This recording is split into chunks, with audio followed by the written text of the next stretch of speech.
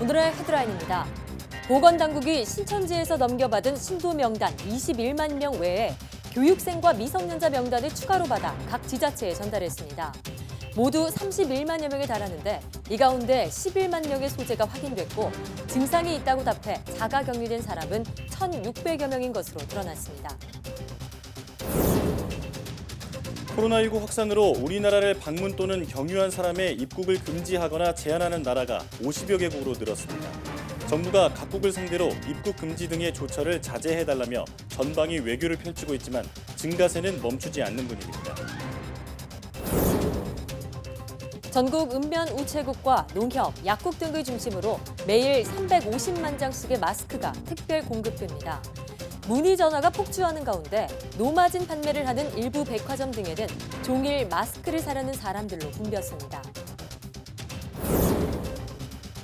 코로나19 확진 환자가 급증하면서 6시간 만에 확진 여부를 가려내는 새로운 진단검사법에 관심이 모이고 있습니다. 지난 1월 말 도입된 새 검사법이 어떻게 조기에 승인됐고 어떤 방식으로 검사가 이루어지는지 YTN 사이언스가 취재했습니다. 지난해 과학계 최대 뉴스 중 하나가 블랙홀 관측 성공이었습니다. 인류가 블랙홀에 한 걸음 더 가까이 다가간 만큼 블랙홀에 대해 정확히 알아야 하지 않을까요? 오늘 궁금한 S에서는 블랙홀에 대한 오해와 진실을 알아봅니다.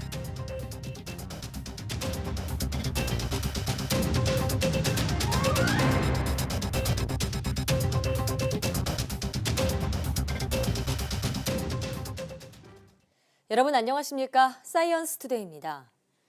보건당국이 신천지 측으로부터 전달받은 신천지 전체 신도 21만 명의 명단 외에 교육생과 미성년자 명단을 추가로 전달받아 지자체에 전달했습니다.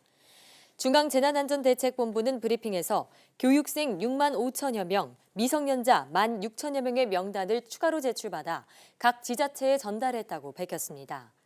추가 명단까지 합하면 전체 교인은 31만여 명에 달하는데 중대본은 이 중 3분의 1에 해당하는 11만 명의 소재가 확인됐고 현재까지 1,600여 명이 증상이 있다고 답해 즉시 자가격리했으며 무증상자에 대해서도 추적 관리하고 있다고 말했습니다.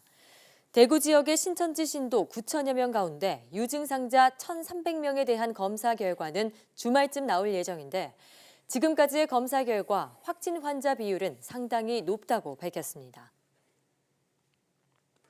홍남기 경제부총리가 6조 2천억 원 이상의 추가 경정 예산안을 다음 주 국회에 제출하겠다고 밝혔습니다. 홍 부총리는 정부 서울청사에서 관계장관 합동 브리핑을 열고 민생과 경제에 미치는 사태의 심각성을 고려해 세출 예산을 기준으로 메르스 사태 추경 예산인 6조 2천억 원보다 작지 않은 규모로 검토하고 있다고 밝혔습니다. 그러면서 추경의 효과는 적시에 집행될 때 정책 효과를 달성할 수 있다며 관련 부처와 협의해 신속히 추경안을 마무리해 다음 주 국회에 제출하겠다고 덧붙였습니다. 이에 따라 이번 추경은 경기 부진에 따른 세수 감소에 대비한 세입 경정을 포함할 경우 11조 원 이상의 규모가 될 것으로 예측됩니다. 문재인 대통령과 여야 대표들의 국회 회동을 앞두고 청와대가 야당의 중국인 입국 금지 요구에 대한 입장을 하루 먼저 발표했습니다. 청와대는 전면 입국 금지가 중국을 오가는 우리 국민의 피해만 불러올 수 있다며 현재 정부 조치가 최선의 대응 방안이라고 밝혔습니다. 김도원 기자입니다. 잘 통제되는가 싶었던 코로나19가 최근 급속히 확산하면서 야당은 정부 대책을 적극 비판하고 있습니다. 발원지인 중국발 입국자를 제한하지 않은 게 원인이라고 주장하면서 중국인 전면 입국 금지를 주장했습니다. 중국 눈치 보기로 전면 입국 금지를 못했다며 문 대통령을 탄핵해야 한다는 청원에는 100만 명 넘게 서명했습니다. 저도 여러 차례 걸쳐서 중국발 입국 금지 조치를 강력하게 촉구했는데 그때라도 말을 들었다면 사태가 이 정도까지 오지는 않았을 것입니다. 문 대통령과 여야 대표 회동에서도 이 문제가 제기될 것으로 예상되는 가운데 청와대 차원에선 처음으로 공식 입장이 나왔습니다. 청와대는 중국발 입국자에 대한 검역을 강화한 지난 4일 이후 입국자 가운데 코로나19 확진자는 없다고 밝혔습니다. 게다가 최근에는 후베이성을 빼면 중국 내 신규 확진자도 한 자릿수까지 줄어드는 추세라는 겁니다. 중국인 입국자 역시 하루 1,000명대로 줄어든 반면 중국으로 나가는 우리 국민의 수가 하루 3,000명 수준이어서 전면 입국 금지는 오히려 우리에게 피해를 줄 수 있다는 설명입니다. 중국 눈치보기라는 일각의 주장은 유감입니다. 정부는 방역의 실효적 측면과 국민의 이익을 냉정하게 고려했다는 점을 다시 한번 말씀드립니다. 청와대는 국제 전문가들도 전면적 입국 제한의 효과는 제한적으로 본다며 감염병 극복은 봉쇄가 아니라 국제 협력으로 가능하다고 강조했습니다. 문 대통령도 앞서 비슷한 입장을 밝혔습니다. 이웃 나라들이 하루속히 진정되는 것이 중요합니다.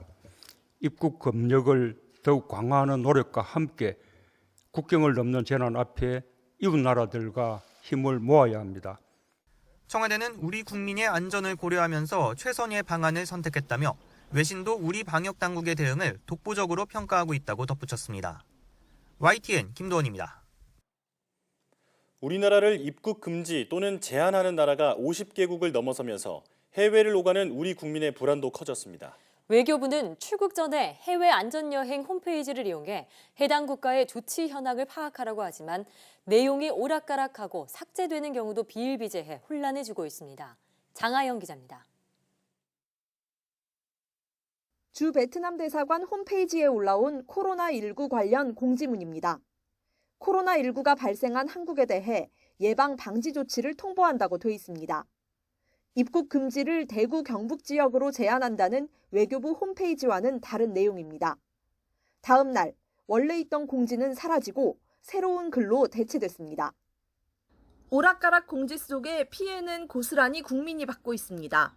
저도 대구 경북 사람이 아니고 일단 제 친구도 서울 사람이고 그런데 다 신규 발급이 안 돼가지고 이미 다 비행기랑 다 날렸기 때문에 근데 항공사에서도 자기네들이 공식적으로 받은 그 입국 거절 공문이나 이런 게 없기 때문에 환불을 해줄 수는 없다고. 산둥성 웨이하이시에서 우리 국민 19명이 격리된 날. 현재 칭다오 주재 우리 총영사관과 현지 한인 상회 등이 중국 측과 격리 기간을 단축하는 문제를 놓고 협의를 하고 있습니다. 입국 절차를 강화한 나라 명단에 중국 대신 칭다오라는 이름이 등장합니다. 오후 2시에 올라온 칭다오는 밤 10시에는 사라집니다. 중국에서의 입국 금지가 선양과 난징 등으로 확대되고 있던 시점이었습니다. 분류가 임의로 바뀌기도 합니다. 사모아의 조치는 달라진 게 없는데 입국 금지국에서 한 단계 낮은 절차 강화로 내려갔다가 몇 시간 만에 다시 돌아오기도 합니다. 갱신도 늦습니다. 모리셔스 정부가 입국 금지를 통보한 건 24일. 어제 저녁 8시쯤 넘어서 모리셔스에서 이제 공식発表가 나왔거든요. 근데 입국 제한 조치가 떨어졌습니다. 하지만 입국 금지에 모리셔스가 포함된 건 다음 날 오후에서야입니다. 해외로 출발하기 전 재외공간과 해외 안전여행 홈페이지를 꼭 참조해달라는 외교부. 하지만 두 홈페이지의 내용마저 서로 다른 경우가 많아 사용자들의 혼란만 가중되고 있습니다. YTN 장하영입니다.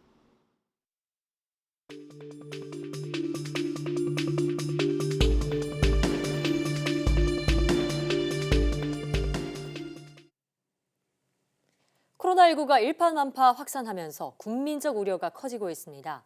세계보건기구 WHO 등 결정적인 시점이 왔다고 밝혔는데요. 고려대학교 약학대학 김정기 교수와 함께 자세한 내용 들어보도록 하겠습니다. 교수님 어서 오세요. 어서 오세요. 안녕하세요. 세계보건기구 WHO가 결정적 시점이라는 표현을 썼습니다. 네. 이제는 세계적 대유행 팬데믹을 막기 위해서 각국이 보다 적극적으로 협조를 해야 한다라고 강조를 했는데요. 자, 우선 팬데믹, 이 세계적 대유행을 의미하는 팬데믹이 무엇인지에 대해서 설명을 부탁드리겠습니다. 금방 앵커께서 말씀하신 것처럼 어떤 특정 질병이 그게 바이러스건 세균 이건 상관이 없고요. 특정 질병이 전 세계적으로 유행하는 거를 팬데믹이라고 부르는데요. 네. 보통 팬데믹 같은 경우 선포되려면 6단계를 거칩니다. 그래서 네. 첫 번째랑 두 번째 1, 2단계 같은 경우는 일반적으로 이제 평상시라고 보시면 되고요. 3단계부터 이제 팬데믹 얼럿이라고 하는 거, 그러니까 전 se계적인 대유행 경고를 WHO에서 하게 되는데 3단계 정도도 그렇게 심각한 수준은 아닙니다. 네. 근데 4단계부터는 왜냐하면 3단계 같은 경우에는 사람 대 사람 감염이 일어나지 않거든요. 네. 근데 만약에 사람 대 사람 감염이 일어나기 시작하는 시점을 우리가 이제 4단계라고 보고 그게 작은 규모의 집단에서 일어나면 4단계를 선포하고요. 예. 그런 사람 대 사람 감염이 큰 지역으로, 그러니까 우리 라지 클러스터에서 발생을 하면 5단계 선언하고 네. 그게 전 세계적으로 여러 개의 대륙 그리고 여러 개의 국가에서 비슷한 시간대에 동시다발적으로 발생을 하면 그걸 WHO에서 상황을 지켜본 다음에 6단계, 즉 6단계가 팬데믹입니다. 그래서 예. 요 단계가 되면 이제 전 세계적인 대유행이 시작됐다 이렇게 보는 게 맞습니다. 네. 그렇군요. 그러니까 사람 간의 전염이 전 세계적으로 퍼져나갈 때 이때 팬데믹 6단계가 선언이 된다 이런 말씀이군요. 네네네. 자, 이 코로나19는 중국 우한에서 최초로 발병이 됐습니다. 그런데 전 세계 50개국 이상으로 현재 퍼져나갔는데요. 좀 급속도로 퍼져나간 감이 없잖아 있습니다. 왜 그런지 보고 계신가요?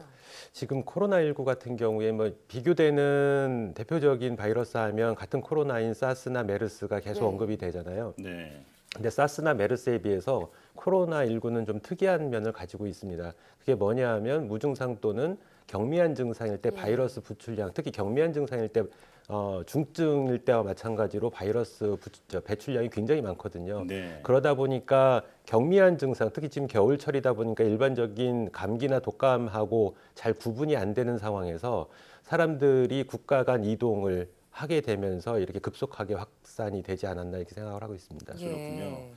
자, 그리고 코로나19 이제 확산세가 중국과 우리나라를 제외하면 이탈리아와 이란에서 기승을 부리고 있습니다.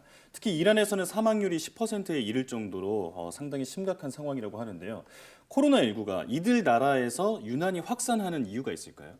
글쎄, 뭐 이것도 일종의 가설이긴 한데 일부에서 보는 견해는 초기에 중국인에 대한 입국 금지 조치를 하지 않은 나라들로 예. 평가를 하고 있습니다. 그게 예. 이탈리아도 마찬가지고 이란도 마찬가지고 실제로 우리나라 같은 경우에도 뭐 얼마 전에 그 후베이성을 그러니까 우한을 포함한 후베이성 그 중국인들에 대한 입국 금지 조치는 했지만 네. 나머지 지역에 대해서는 그거를 하지 않았거든요. 그렇죠. 그래서 이러한 공통점들을 가지고 있는 나라들이다라고 하는 견해도 있고요. 예.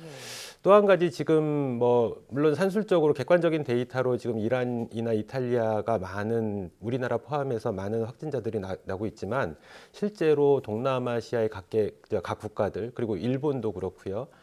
현재 정확한 진단을 시행하고 있지 않습니다. 그러니까 지금 예. 나와 있는 확진자 수는 현재까지의 진단에 나온 걸로 예. 된 수치고 만약에 우리나라처럼 본격적으로 진단을 광범위하게 실시하면 네. 다른 나라에서도 확진자 수는 크게 증가할 수 있다라고 저는 봅니다. 그러니까 네. 그 해당 국가들이 현재 감염자는 있으나 진단을 하지 않아서 확진자가 안 나온 것뿐이지 않을까라는 생각을 하고 있습니다. 그렇군요. 예, 그러니까 어떻게 보면 진단 속도가 좀 느리고 그 범위 또한 제한적이어서 여전히 확진자가 나오지 않는 국가도 있는 것이다라고 전망을 하고 계시는군요. 네네. 예.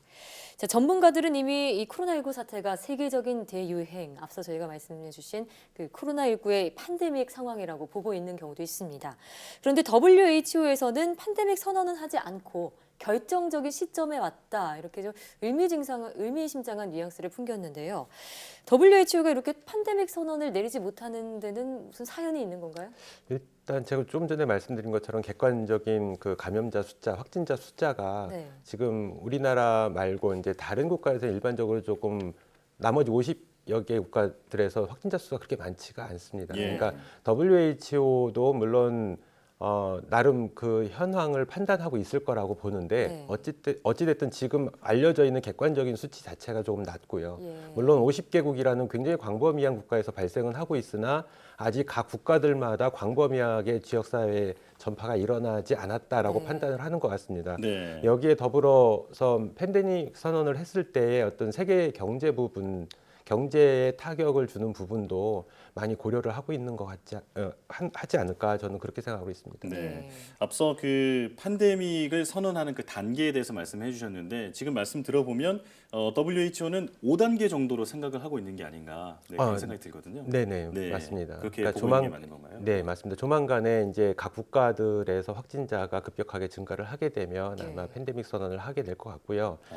특히나 이런 WHO의 어떤 영향력을 많이 미치는 국가들, 그러니까 만약에 대표적으로 이제 미국 같은 데서 확진자 수가 크게 증가를 하게 되면 네. 아마 WHO에서 팬데믹을 선언하지 않을까 이렇게 생각을 하고 있습니다. 그렇군요.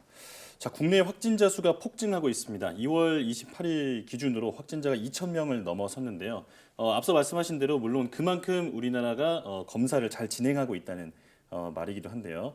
자, 하지만 팬데믹이 현실이 되지 않을까 우려하는 분들이 많이 계십니다. 만약에 지금 팬데믹이 올 수도 있는 이런 상황에 우리에게 가장 필요한 대비책은 뭐라고 보고 계신지요? 어찌 보면 우리나라 같은 경우에는 이미 그 팬데믹 수준에 다달했다라고 저는 보고 예. 있습니다. 왜냐하면 현재의 확진자 수 플러스 그리고 잠정적인 그런 위험 요소들을 가지고 있거든요. 대표적으로 신천지 교인들이 당초에 31번 확진자가 나왔을 때에는 한 대상자를 만 명 수준으로 봤다가 예. 지금은 그게 며칠 사이에 30만 명까지 도달을 예. 했거든요. 맞습니다. 그 얘기는 현재 조사를 했을 때 조사한 대상자의 80% 정도가 확진을 받고 있거든요. 그러니까 예. 30만 명을 만약에 전수조사, 실제 전수조사 하는 게 현실적으로 가능하냐 이런 의문점은 있으나 30만 명을 다 전수조사했을 때에는 확진자가 지금보다 훨씬 더 많을 거라고 보고요. 네. 그 기간이 길어지면 길어질수록 발견되지 못한 감염자들이 그 다른 국민들을 감염을 시키면서 이게 예. 지역사회 감염이 더 심각해질 수가 있습니다. 그래서 이러한 부분을 고려했을 때 WHO에서 전 세계적인 대유행을 선포를 하는지의 여부와 상관없이 우리나라에서는 어느 정도의 대유행이 진행이 되고 있다 이렇게 판단을 하고 있고 네. 실제로 현재 수준에서도 뭐 병상이라든가 격리 병상이라든가 의료진 수가 굉장히 부족하거든요. 그렇죠. 뭐 역학조사관도 마찬가지고 그래서 앞으로의 더 이렇게 확진자가 늘어날 거를 대비를 해서 일단 가능한 한 병상들을 수급 문제를 맞춰야 되고요. 뭐 마스크 수급 문제도 마찬가지고 예. 의료진도 어떻게든 확보를 많이 해서 치료를 못 받고 뭐 사망하는 케이스를 예, 가능한 최근에 한 줄여야 있었죠. 되지 않을까 이렇게 생각을 하고 있습니다. 네.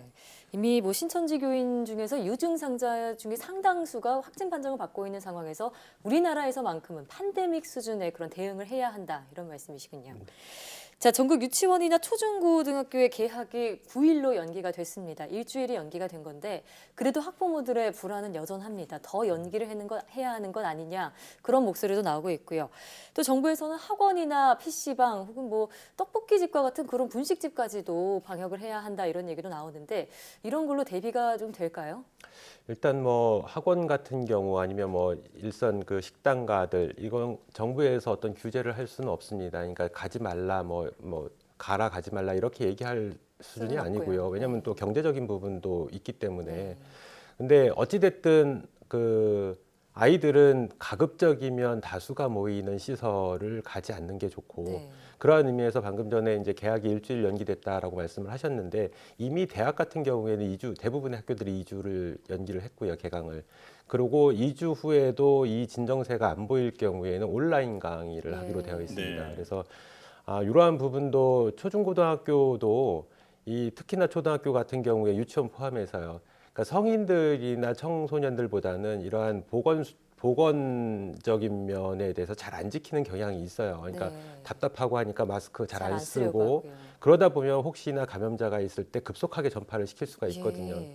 굉장히 제한적인 공간에서 다수가 모이지 않습니까? 그리고 네. 또 특히나 뭐 급식 같은 것도 같이 하게 되고 이러한 과정에서 급속한 전파가 이루어질 수가 있기 때문에 앞으로 상황은 뭐 추이를 좀 봐야 되겠지만 개학을 계속 연기하는 게 오히려 맞지 않을까 저는 그렇게 생각을 하고 있습니다. 네. 네. 지금 그리고 확진자들을 보면 지금 수치상으로 봤을 때 청소년이나 소아에 대해서는 확진이 그렇게 많이 나오지 않고 있는 상황이고 또 그 이후에 증상에 대해서도 성인에 비해서는 조금 경미하게 지나가는 경우가 많다라고 보고가 되고 있습니다. 이런 부분에 대해서는 어떻게 보고 계신가요? 이거는 뭐 아직까지 생물학적으로 과학적인 증거는 없습니다. 그러니까 영유아나 청소년들이 성인에 비해서 감염이 덜 된다. 예. 물론 이제 임상적인 지금 데이터들에 준해서 하는 건데 그게 생물학적인 요인이 있을 수도 있고요. 그러니까 생물학적으로 뭐 가령 예를 들면 바이러스가 숙주세포에 감염을 할 때는 세포 수용체에 결합을 해야 되는데 예. 어린아이들이나 청소년들 같은 경우에 성인에 비해서 발현이 덜 돼 있다. 뭐 네. 이런 요인들도 있을 수 있고요. 근데 아직까지 잘 모릅니다. 또 하나는 물리적으로 어린이들 같은 경우에 일반적인 대중하고 접촉할 기회가 상대적으로 성인보다는 떨어지거든요. 그래서 예. 이러한 부분도 또 관련성이 있을 수도 있고요. 근데 어쨌든 간에 지금 우리나라도 그렇고 다른 나라들에서도 있어도 영유아 특히 뭐 태어난 지 얼마 안 된 네. 그런 유아들도 영아들도 감염이 되거든요. 그러니까 감염에 대해서는 어쨌든 조심을 해야 되지 않을까 네. 생각하고 있습니다. 자, 앞서 저희가 보도도 해드렸지만 일본에서 개발된 신종플루 치료제죠. 아비간이라는 치료약이 좀 경미한 증상을 보이는 코로나19 환자들에게는 효과를 보일 수도 있다. 이런 얘기가 나와서 또 치료할 때 권고사항으로 나오기도 했는데 우리나라에서도 좀 도입될 가능성이 지금 보이고 있긴 합니다. 현재까지는 에이즈 치료제와 같은 항바이러스제 치료제로만은 계속 치료하고 있는 상황인가요? 예, 현재는 에이즈 치료제하고 그리고 에볼라 치료제도 우리나라 같은 경우 아직 에볼라는 안 하고 있는 걸로 알고 예. 있는데 그러니까 에이즈 치료제를 하고 있고요. 그러니까 다른 나라 같은 경우에는 에볼라 치료제도 치료제도 쓰고 쓰고 있고요. 있고 아비간 같은 경우에는 일본에서 개발된 그 치료제죠. 예, 독감 치료제거든요. 예. 그러다 보니까 일본에서는 어쨌든 경제적인 부분을 고려를 해서 아. 더 적극적으로 추진하고 있는 거일 수도 있습니다. 아직 아비간이 어느 정도의 효능을 보이고 있는지가 정확하지가 않거든요. 그렇군요. 그러다 보니까 이제 일본에서는 확진자들 대상으로 이 아비간에 대한 어떤 유효성 평가를 하고 있는 걸로 이렇게 알고 있는데 예. 아비간 같은 경우에는 현재 이제 여러 가지 치료 효과의 기전에 대한 가설은 있습니다. 대표적인 것 중에 하나가 RNA 중합 효소의 기능을 억제하는 네. 걸로 알려져 있고요. 네. 그리고 그러다 보니까 대부분 이제 많은 RNA 바이러스에 일정 부분 효과가 있다라고도 알려져 있습니다. 그래서 뭐 독감뿐만 아니라 뭐 웨스트나일 바이러스나 뭐 이런 것도 항열 바이러스 이런 것들에 대해서도 효능이 있다라고 알려져 있거든요. 예. 근데 코로나 바이러스도 RNA 바이러스다 보니까 그러한 의미에서 이제 시도를 했던 거고 예. 일부 환자애들에서 어느 정도 효능이 보이는 것 같다라고 해서 지금 추진을 네. 하고 있는 것 같습니다. 우리나라 같은 경우에는 어찌됐든 에이즈 치료제나 뭐 향후에 뭐 이 수급 문제가 생기게 되면 이제 에볼라 치료제도 쓸 수도 있고요. 네. 그것도 수급 문제가 발생을 하거나 아니면 다른 나라의 임상 데이터가 아비간이 효과적으로 우수하다라고 하면 아비간으로 쓸 수도 있는 상황입니다. 네. 네. 또 다른 신종플루 치료제인 타미플루는 어느 나라에서 지금 쓰고 있지 않는 거죠? 타미플루는 기전이 다릅니다. 기전이 타미플루의 다르군요. 기전은 그 인플루엔자 바이러스, 독감 바이러스의 표면에 있는 뉴라미데이지의 기능을 억제하는 예. 거거든요. 근데 이게 코로나 바이러스에는 없어요. 그러다 그렇군요. 보니까 듣지가 않는 겁니다. 예. 어떻게 보면 코로나 바이러스와 이 기전에 비슷한 다른 약물을 일단 투여해 보고 효과가 있으면 좀 궁여지책이라 하더라도 계속 쓰고 있는 상황이라고 보면 그러네요. 되겠네요. 네, 맞습니다. 그리고 앞서 우리나라가 사실상 팬데믹 상황이라고 말씀하셨는데 그에 대한 대비책에 대한 질문을 드리겠습니다.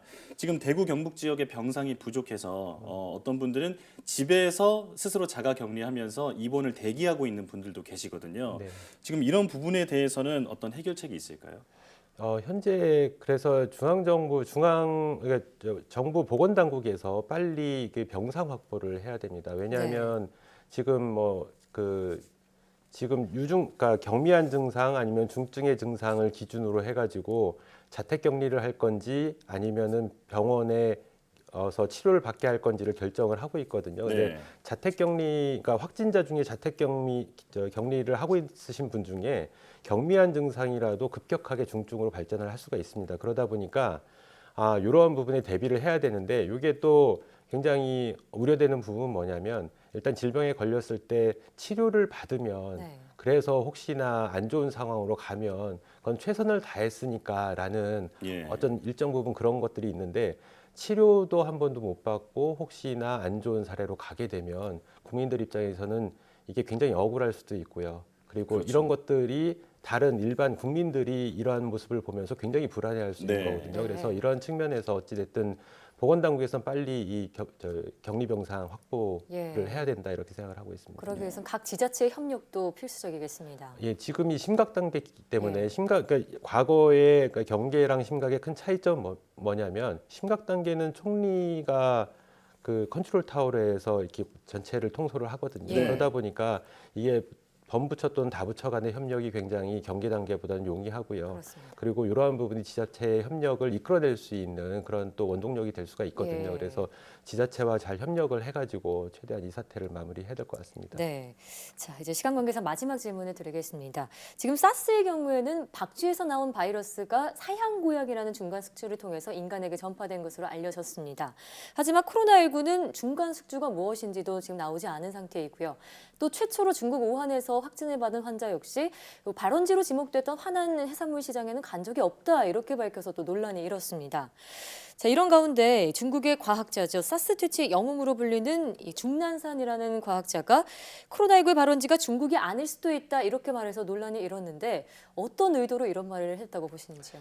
이 중난산의 그런 발언에 대한 어떤 객관적인 근거는 제시를 하지 않고 네. 단순하게 지금 앵커께서 말씀하신 것처럼 얘기를 했거든요. 네. 그래서 실제로 우한에서 시작했던 거는 맞습니다. 이건 예. 누가 봐도 당연한 그 어떤 가설, 정설화된 가설이고요. 네. 근데 그거를 지금 단계에 와서 우한이 아니다, 중국이 발원지가 아니다라고 얘기하는 거는 중국의 확진자가 지금 뭐 굉장히 많이 나오죠. 8만 명에 육박하는 숫자가 나왔는데 네. 현재도 진행형이거든요. 현재 그렇습니다. 중국이 끝난 게 아니에요. 예. 그리고 확진자가 제가 보기에는 급격하게 이렇게 감소되는 추이를 봐서는 어떤 그 정확한 데이터를 지금 제공하지 않는 게 통계상의 아닌가. 어떤 예. 예, 변화가 있을 수도 있거나. 아니 뭐 실제로도 정부 확진자가 차원에서, 예. 굉장히 예. 많은데 이거를 이제 외부로 네. 정보를 제한적으로 지금 공개를 하고 있는 거 아닌가? 혹시 이제 축소를 하고 있지 않나 예. 이런 의심이 들고요.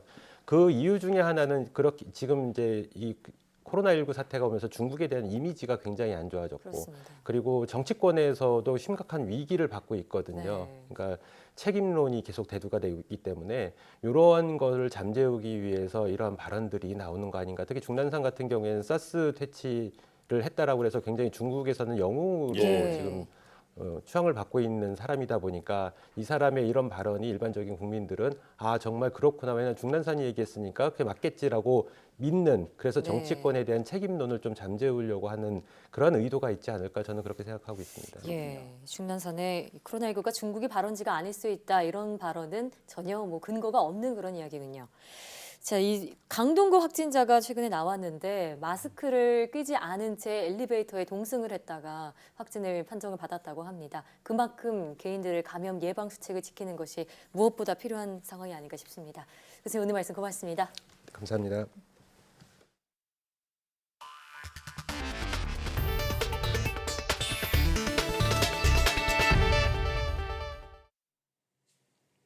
정부의 대량 공급 대책에도 불구하고 마스크 구하기는 여전히 하늘의 별 따기입니다. 일반 소비자들을 위해 하루 350만 장을 공급한다고 했는데 왜 이런 품귀 현상이 생기는지 홍성욱 기자가 알아봤습니다. 약국마다 마스크 진열장이 텅 비었습니다. 빈손으로 돌아가는 사람들이 늘자 마스크가 없다는 안내문까지 써붙여놨습니다. 마스크 같은 경우에도 일단은 들어오는 대로 거의 1시간 안에 다 팔리기 때문에 뭐 일단 재고가 없어서 못 파는 경우가 많고요. 정부가 전국의 약국과 농협, 우체국 등에 공급하기로 한 마스크 양은 하루에 350만 장. 그런데도 품귀 현상은 쉽게 해결되지 않고 있습니다. 일반 소비자 구매를 위하여 우체국, 농협 및 약국 등을 통하여 매일매일 350만 장을 공급할 예정입니다. 왜 이런 일이 벌어졌는지 알아봤습니다. 먼저 동네마다 있는 약국엔 공급 첫날 모두 150만 장의 마스크가 풀렸습니다. 전국의 약국 수는 지난해 기준 23,140곳. 150만 장의 마스크가 약국 한 곳에 몇 장씩 돌아가는지 계산해보니 평균 64장이 나옵니다. 보통 소비자 한 명이 구매할 수 있는 양은 5장으로 제한되기 때문에 13명만 사가도 마스크는 동납니다. 이번엔 전국 농협 하나로마트와 우체국의 경우를 따져봤습니다. 여기에 공급되는 하루 마스크 양은 200만 장. 농협과 우체국은 지역 인구수 등을 고려해 각 지점으로 차등 배분하는데 지점당 돌아가는 건 300~400장에 불과합니다. 하루 350만 장이라는 말만 들었을 땐 충분한 것 같지만 실제로 소비자들에게 모두 돌아가기에는 충분치 않은 겁니다. 정부는 약국 한 곳에 하루 100장의 마스크가 공급될 수 있도록 물량을 늘려나갈 방침입니다. 목표는 일단 약국들은 100장씩 정도 보내려고 하고 있어요. 그는 250만 장 정도 되잖아요. 어제 같은 경우에는 확보한 물량이 있지만 그거 많이 되지를 않았어요. 여전히 하늘의 별 따기나 마찬가지인 마스크 구하기. 하루 공급량 350만 장이라는 숫자부터 내세운 정부 발표에 기대했던 시민들의 혼란과 실망은 커질 수밖에 없습니다. YTN 홍성욱입니다. 최기영 과학기술정보통신부 장관이 코로나19 치료제의 신속한 확보를 위해 약물 재창출 연구를 적극 지원하겠다고 밝혔습니다. 최 장관은 경기 판교 한국파스투르연구소에서 열린 현장 간담회에서 코로나19 확산으로 국민적 우려가 커지는 만큼 정부는 약물 재창출을 위해 모든 역량을 결집하겠다고 말했습니다. 약물 재창출은 이미 시판돼 안전성이 입증된 약을 새로운 질병 치료제로 개발하는 것으로 코로나19와 같이 질병의 확산 속도가 빨라 신약 개발 기간 단축이 절실할 때 유용한 방법입니다. 코로나19의 확산세를 잠재우려면 무엇보다 빠르고 정확한 검사가 필수입니다. 민간 의료기관으로 검사가 확대되고 새로운 검사법까지 도입되면서 하루에 최대 17,000건의 검사가 가능해졌습니다. 코로나19 검사가 어떤 방식으로 이뤄지는지 이혜리 기자가 취재했습니다. 코로나19 의심 환자에게서 채취한 가래나 분비물입니다. 3중 밀폐 용기에 담겨 평균 4도를 유지한 차량으로 검사기관에 이송한 뒤 곧바로 소량의 유전 물질을 분리합니다. 다시 이 물질을 수백만 배로 늘린 뒤 코로나19에서만 나타나는 특정 유전자가 있는지를 확인해 확진 여부를 가립니다.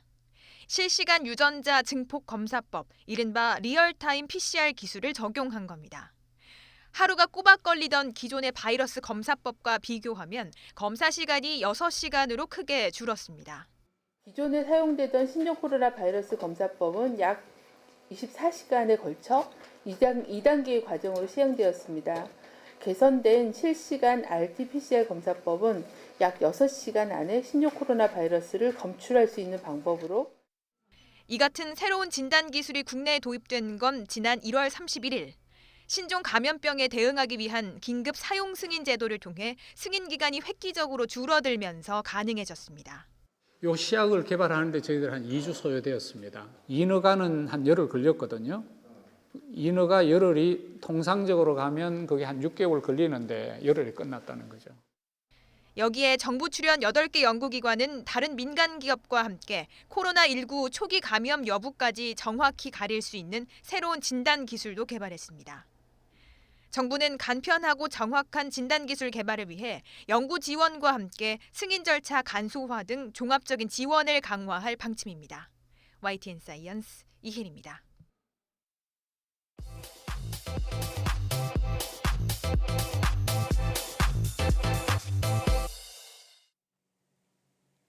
과학에 대한 모든 궁금증을 풀어주는 궁금한 S 시간입니다.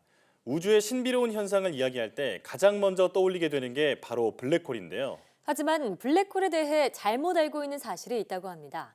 블랙홀에 대한 3가지 오해와 진실을 지금 바로 화면으로 만나보시죠. 안녕하세요. 과학의 모든 궁금증을 해결하는 궁금한 S의 이호종입니다. 궁금한 S와 함께할 오늘의 이야기 만나볼게요. 지난 2019년 과학계 최대 뉴스 중 하나가 블랙홀 관측 성공이었는데요. 빛의 띠가 둘린 블랙홀의 모습은 빛나는 눈이나 도넛 등의 애칭이 붙기도 했는데요. 블랙홀의 그림자를 볼 수 있었던 것은 각 대륙에 분포된 8개의 전파 망원경 때문이었습니다. 전파 망원경을 지구만한 크기의 하나의 망원경처럼 작동하게 함으로써 거대 은하 M87 중심부에 있는 블랙홀의 그림자 사진을 촬영할 수 있었던 것이죠. 블랙홀 사진은 시뮬레이션에서 자주 보고 예상했던 모습 그대로였어요. 일반 상대성 이론의 예측대로 중력의 영향 때문에 빛은 고리 모양으로 밝게 빛나며 가운데는 어두운 블랙홀의 그림자가 자리하고 있었죠. 인류가 블랙홀에 한 걸음 더 가까이 다가간 만큼 블랙홀에 대해 정확히 알아보는 시간도 필요할 것 같은데요. 우리는 복잡하고 어려운 대상인 블랙홀에 대해 얼마나 알고 있을까요? 또 블랙홀에 대해 잘못 알고 있는 정보는 무엇일까요? 블랙홀은 중력이 매우 강한 천체로서 빛조차도 그 공간 속으로 빨아들이는 특징을 가지고 있습니다. 많은 분이 블랙홀의 이름인 블랙 때문에 블랙홀이 실제로 관측이 가능한 검은색 구멍으로 존재한다고 상상하는데요. 실제로는 그렇지 않습니다. 블랙홀의 블랙은 빛이 존재하지 않을 때의 블랙으로서 그 어떤 빛도 블랙홀이라는 천체에 부딪혀 빠져나오지 못해 우리에게 관측되지 않기 때문에 붙여진 이름입니다.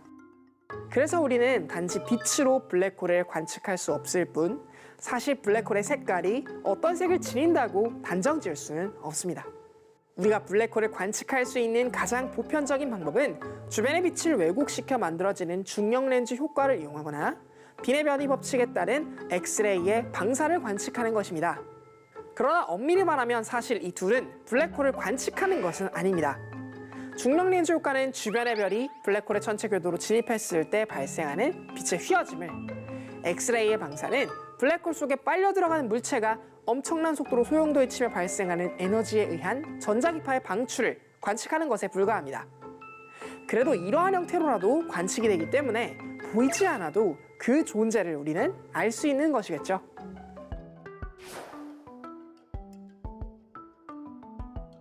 많은 분이 블랙홀 내부에서의 시간이 멈춰 있으리라 생각합니다. 이건 일반 상대성 이론의 등가 원리에 대한 왜곡된 이해에서 온 오인이라고 보면 됩니다. 궁금한 S를 열심히 시청해주신 분들이라면 특수상대성 이론에 대해서 공부했다는 것을 기억하실 거예요. 시간은 누구에게나 절대적으로 똑같은 것이 아닌 운동상대에 따라 결정된다는 것인데요. 이는 말 그대로 상대적인 효과일 뿐이지 본인 스스로는 아무런 영향을 끼치지 못합니다. 우리의 몸을 완벽하게 보호해줄 수 있는 실린더가 있다고 가정해 볼게요. 그 안에 인간이 들어가 블랙홀 속에 떨어진다고 하더라도 실린더 안에 있는 인간은 평소와 별반 다를 게 없는 동일한 시간을 경험하게 됩니다. 아무런 특별한 일도 일어나지 않는 것이죠. 다만 블랙홀 밖에서 관측하는 우리한테는 그 실린더를 타고 들어간 사람의 시간이 영원히 정지해 보입니다. 이러한 공간을 우리는 사건의 지평선이라고 합니다. 너무나 빠른 가속의 영향 때문에 빛조차도 빠져나올 수 없어 시간 차원이 단절된 상대적 공간을 일컫는 말입니다. 즉, 사건의 지평선은 말 그대로 상대적으로 시간이 단절된 것뿐이지 실제로 시간이 멈춘 공간이 아니라는 것이죠.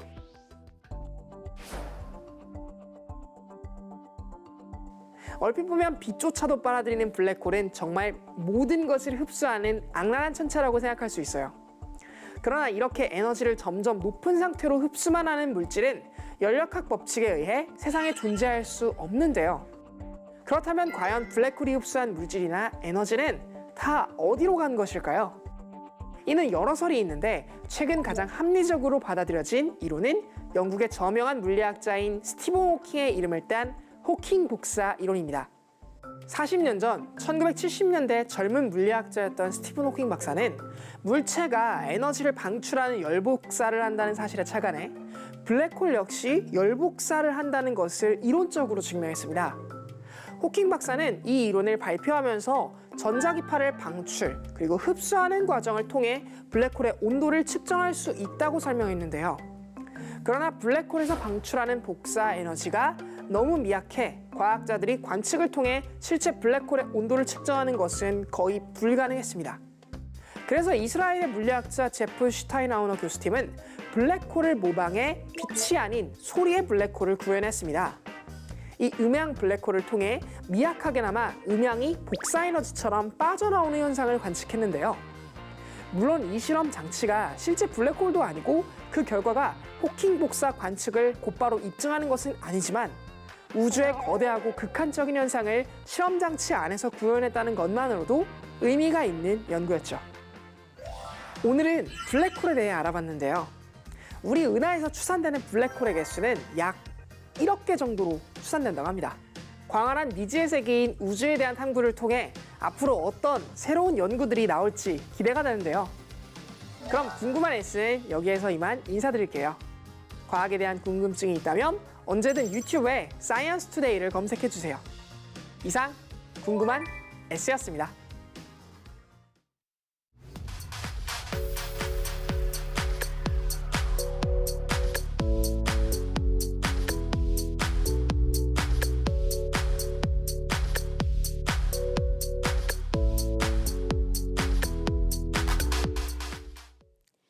전국의 의료진과 방역요원들이 하루하루 코로나19와의 사투를 벌이고 있습니다.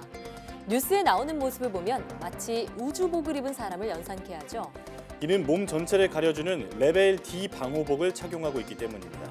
또 의료진은 미세먼지를 95% 이상 걸러주는 N95 마스크를 착용하는데요. 문제는 계속 새 것으로 바꿔야 하는 탓에 물자 부족에 시달리고 있다는 점입니다. 이에 연예계를 중심으로 방호 물품 기부 행렬이 이어지고 있는데요. 정부 차원에서 보다 적극적인 지원이 필요하겠습니다. 사이언스 투데이 오늘 저희가 준비한 소식은 여기까지입니다. 함께해 주신 여러분 고맙습니다.